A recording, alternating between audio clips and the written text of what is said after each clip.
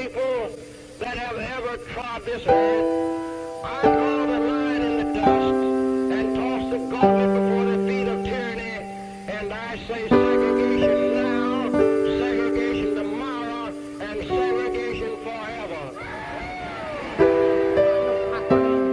All patronage, all partyism, save us from those things. We who once loved patriotism, we who once loved democracy, we who once proudly raised our heads, favoring justice with our heel upon us, ready to spawn and crush every injustice. Send this message back to Washington by our representatives who are here with us today, that from this day we are standing up, and the heel of tyranny does not fit the neck of an upright man. That we intend to take the offensive and carry our fight for freedom across this nation, wielding the balance of power. You know, based on the experience and the people I've worked with, where I come from, I'm sick and tired of people thinking, specifically I'm mentioning black people, thinking we owe them something, that the world owes them something. I'm totally opposed to walk past a mixed race couple in New York, and it's like they have a chip on their shoulder, just waiting for somebody to say something as if anybody would. BET, we don't get all pissed off when we don't have an NAACP that comes and yeah, but wait a minute, you don't know that See that rabbit ears guy who's sitting in the White House and what he's done to the station in 3 years. I call him a monkey. I don't call him guy with rabbit ears. I call him a monkey. And I call him, I don't believe in calling him the first black president. I think he should, I voted for the white guy myself. I call him a monkey. Welcome to America. Eventually. Welcome to America. Eventually.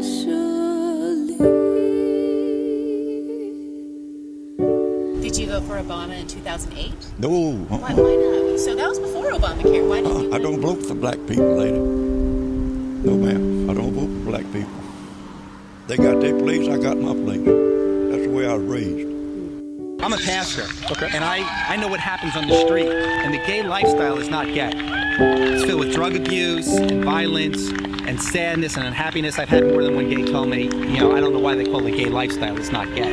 But now you see everybody walking down the street holding hands together. It's like people don't really care anymore. I guess there's they do whatever they want in public. Like for some people that's a little uncomfortable to see. I'd say in general our society has gone down in its moral status it once had. It has gone down big time. It has been a steep decline. We want to have a racially conscious community in the United States, and we want those to be replicated all over the world. So you're just saying you want a white town? We would prefer that, but we understand the inhumane 64 Civil Rights Law and the follow-up Fair Housing Act of 68. We know that those do not allow males to control their area anymore. So you're saying that if black people wanted to live there, they could? Our preference is that they would not, but I understand they have the full legal right. On a macrocosmic scale, you know what? You keep Connecticut, you keep New York, you keep Atlanta, yes, UK, but don't come to our places. What we are seeing south of our border is nothing short of a war being waged by these narco-terrorists. In the face of this threat, we shouldn't take any options off the table. If we don't stop him now, he is going to turn Massachusetts into Massachusetts. Welcome to America. Eventually. Welcome to America. Eventually.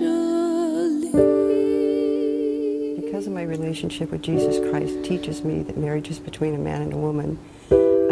I couldn't do his flowers and create something that was special for him because it would dishonor Christ. And Bernal, they offered to make you a deal. They said you pay this fine, but also stop refusing specific weddings and we'll call it a day, and it's all over. And you said? No, it's not about the money.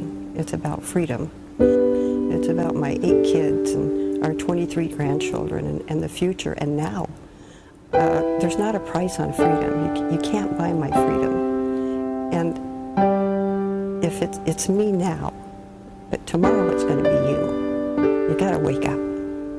They're talking about bullying me into doing something that is against my faith. They can't do that. They can take away, they can get rid of me, but they can't get rid of God. The idea that if you take religion out of the public square, if you take the Bible out of the classroom, that's neutral. Well, no, it's not neutral. It's a different worldview. You can call it, I think we should start calling secularism a religion, because if we did, then we could ban that too, because that's what they've done. They've hidden behind the fact that the absence of religion is not a religion of itself, which in fact it is, because it has certain moral values and certain teachings that look like a religious, a type of moral worldview. So what we have to start doing as Christians is reassert ourselves and saying, you know what? The freedom of religion is not the freedom from religion. We should be in the public square. We should be taught in the schools. And that is now part of our Constitution. We want to protect traditional marriage. Right. So again, no florist in Arizona is going to be forced to participate in a gay wedding because A, you don't have gay weddings in Arizona, and B, under Arizona law, it's okay to discriminate against a gay person and refuse them service already. So that's 2 reasons why no person of faith is going to be forced to interact with a gay person at their wedding. It's not going to happen in Arizona. With all due respect, sir, I don't know of anybody in Arizona that would discriminate against a fellow human being. No Christian or nobody Jew that I know of. I know people in New York who Not that I know of. Really, there's nobody. Discrimination doesn't exist in Arizona. Well, maybe you ought to move to Arizona. We're more people-friendly here, apparently. Wow. Well. The bottom line is whether the court then has the right to create new rights, and in creating new rights, it opens up, in my opinion, Pandora's box, which it did in the case of the Goodrich decision in Massachusetts, which led to gay marriage in Massachusetts, gay marriage in Iowa, and a whole host of other states.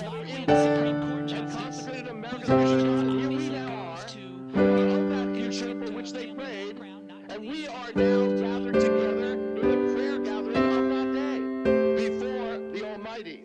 And we stand Those words we'd better heed, ladies and gentlemen, on this special anniversary. When we lose religion, pure, undefiled religion, farewell to virtue, farewell to liberty, farewell to the things that we love. And isn't that what's happening in Baltimore or other cities, Ferguson and so forth? We lost the virtue. It made this country great. And we've got a Supreme Court now that's deciding whether they're going to bring in sodomy and put it in the Constitution. There's never been a country like America. Why? Because it's founded on the Word of God. Welcome